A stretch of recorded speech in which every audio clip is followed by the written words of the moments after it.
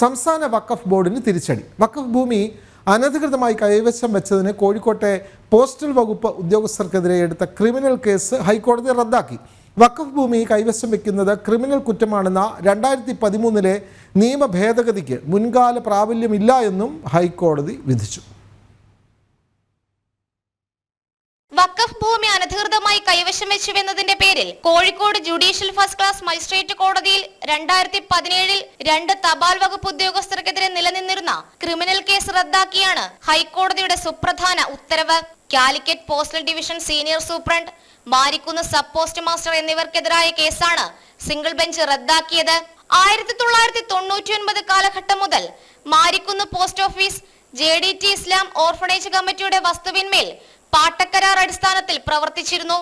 2014 വരെ തപാൽ വകുപ്പ് ഓർഫണേജ് കമ്മിറ്റി ഭാരവാഹിക്ക് വാടകയും നൽകിയിരുന്നതാണ്. അതിനിടെ പാട്ടക്കരാർ അവസാനിപ്പിച്ചതായും ഭൂമി വിട്ടുകിട്ടണമെന്നും ആവശ്യപ്പെട്ട് ഓർഫണേജ് കമ്മിറ്റി തപാൽ വകുപ്പിന് വക്കീൽ നോട്ടീസ് അയച്ചു. പിന്നീട് ഭൂമിയുടെ അവകാശികളെന്ന് പറയുന്നവർ വഖഫ് ട്രൈബ്യൂണലിനെ സമീപിക്കുകയായിരുന്നു. വഖഫ് ഭൂമി തപാൽ വകുപ്പ് കൈവശം വെച്ചെന്ന് ചൂണ്ടിക്കാട്ടിയായിരുന്നു ഹർജിയിൽ തപാൽ വകുപ്പ് ബന്ധപ്പെട്ട സ്ഥലം 45 ദിവസത്തിനുള്ളിൽ വിട്ടുകൊടുക്കണമെന്നായിരുന്നു വഖഫ് ട്രൈബ്യൂണൽ ഉത്തരവ്.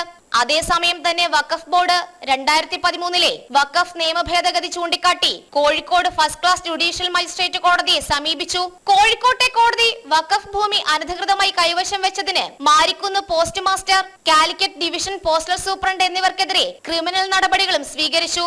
2013 വഖഫ് നിയമ ഭേദഗതിയിലെ 52A വകുപ്പ് പ്രകാരം വഖഫ് ബോർഡിന്റെ അനുമതി കൂടാതെ ഭൂമി കൈവശം വെച്ചാൽ 2 വർഷം വരെ തടവ് ലഭിച്ചേക്കാവുന്ന കുറ്റമാണ്.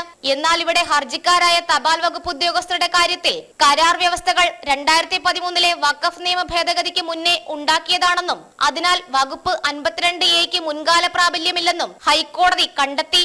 സമാനമായ കേസുകളിൽ സുപ്രീം കോടതിയുടെ മുൻ ഉത്തരവുകളും ഹൈക്കോടതി വിധിക്ക് ആധാരമായി. ജനം, കൊച്ചി.